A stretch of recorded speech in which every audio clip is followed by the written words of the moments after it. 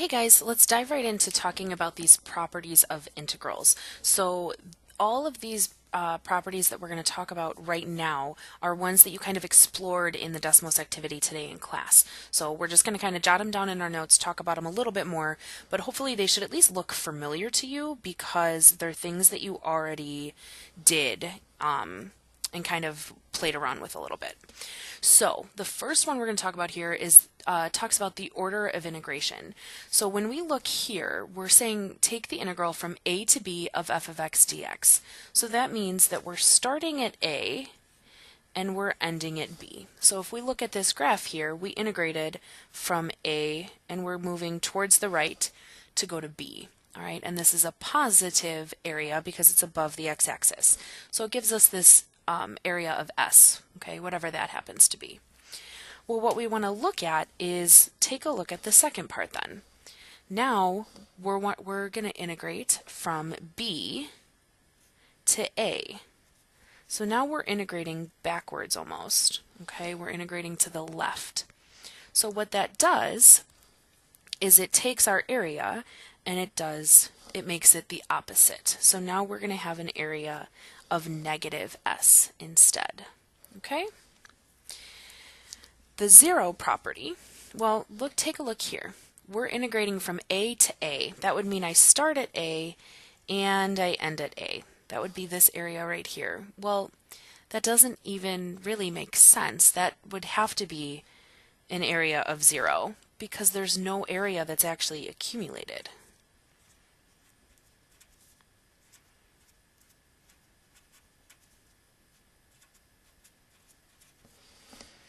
Okay.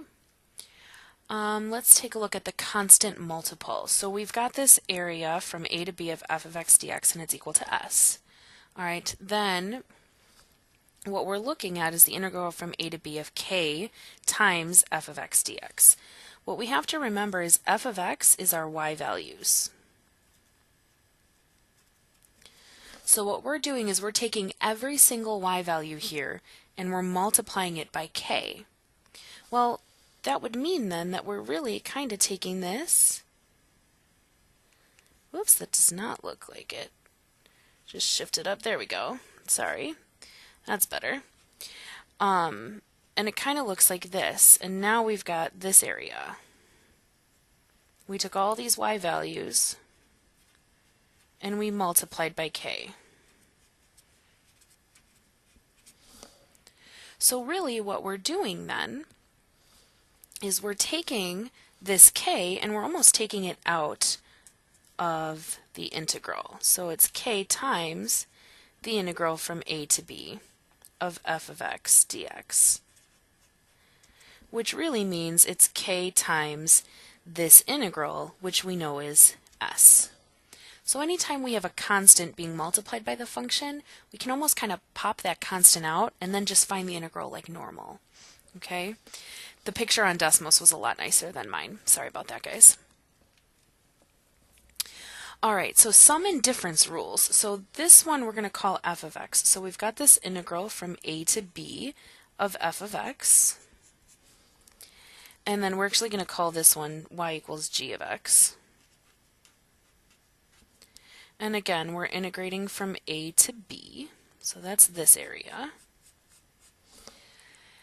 Now, if we're adding those two areas together, it's really nice if we're adding or subtracting actually, because that's the same as finding them separate and then adding them together.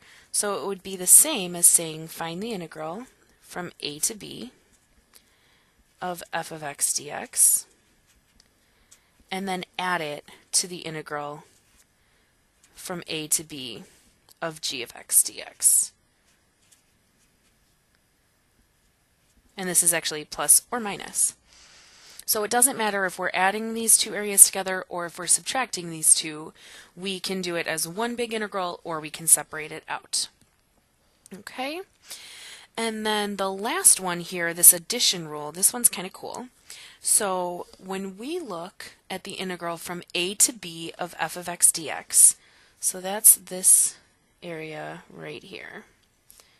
All right, so the area in blue. And then we look at the integral from b to c. So from b to c is this green area right here. Then hopefully you guys can notice that my end bound here, which was b, and then my start bound here, which was b, is the same. So if that happens, I'm really just finding the area then from a to b, or from a to c, excuse me, of f of x dx. So to go from a to b and b to c is really the same as going from a to c. All right? Let's take a look at some example problems here. So this is what these problems will look like.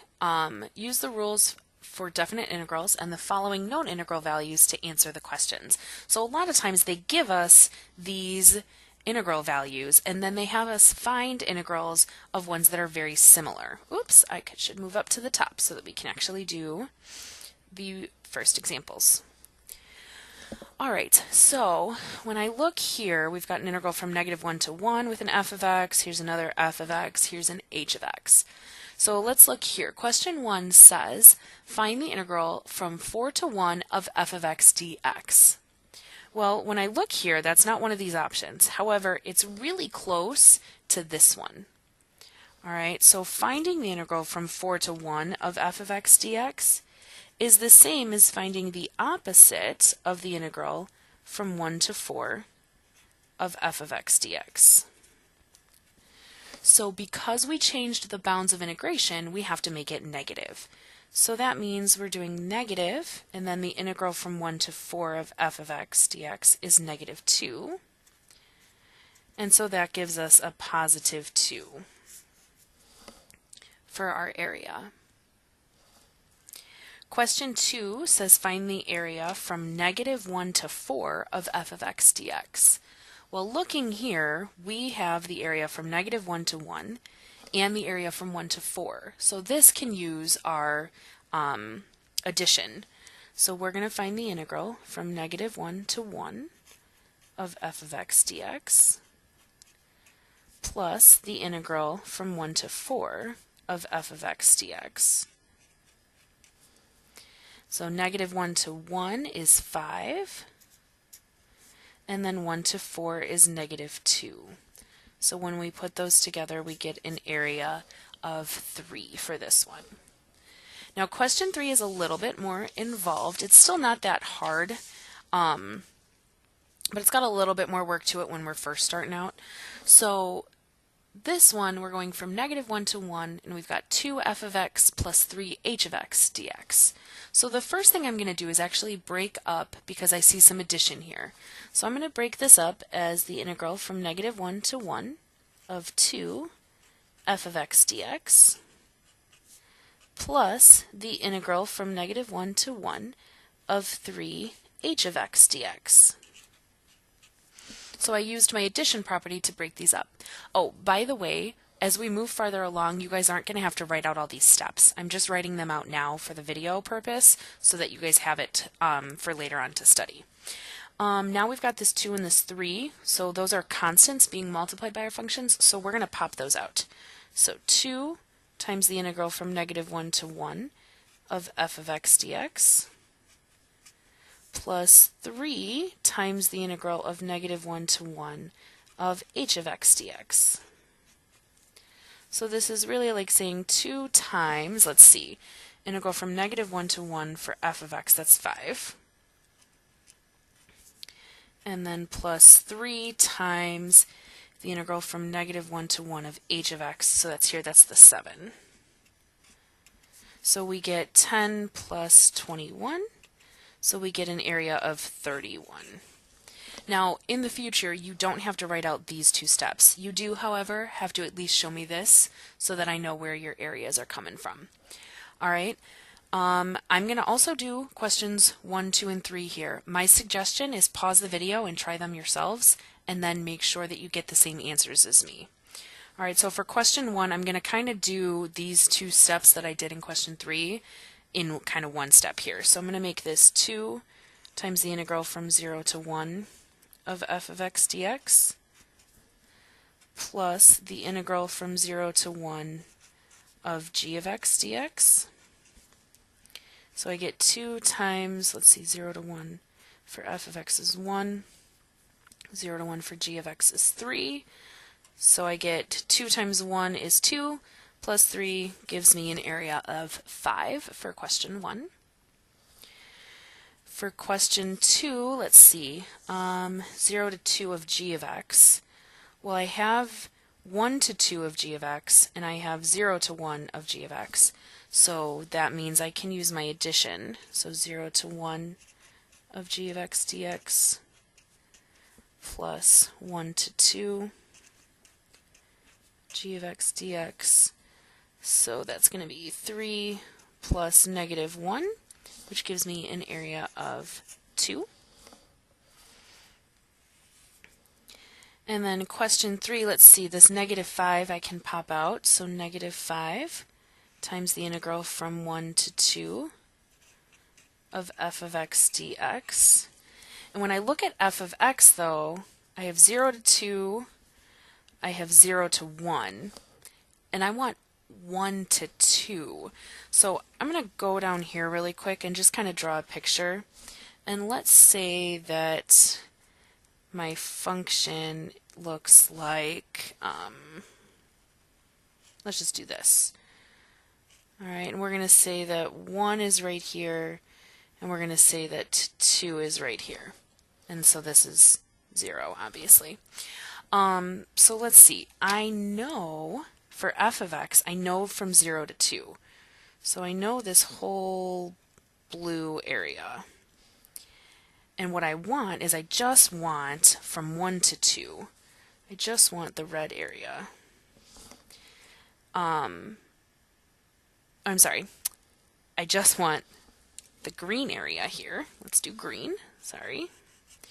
But I also know the red area. So I'm just going to end up having to subtract these areas here.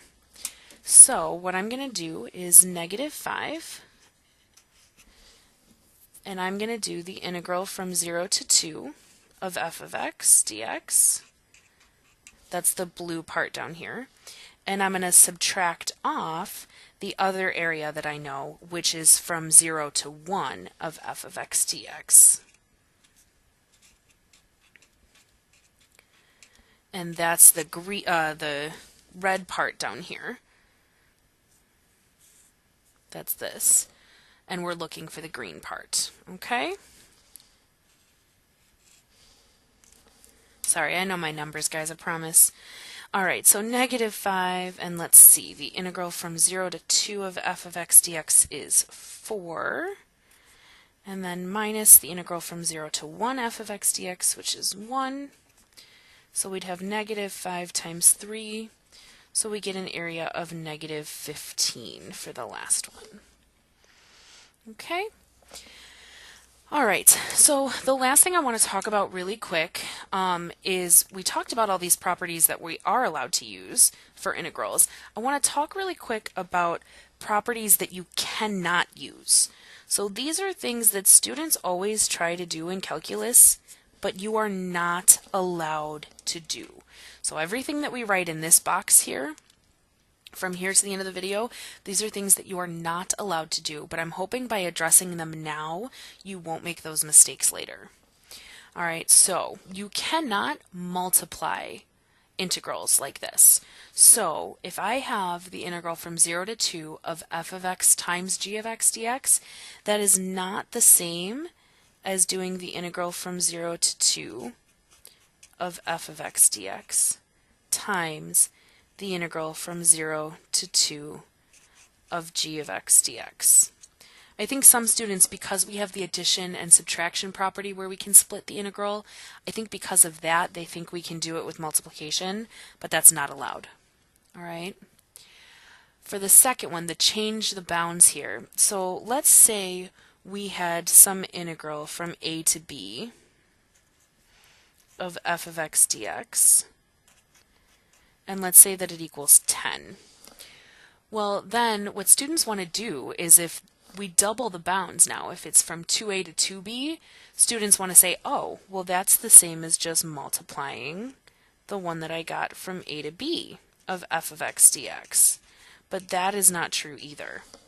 So if the integral from a to b is 10, then the integral from 2a to 2b of f of x dx is not 10.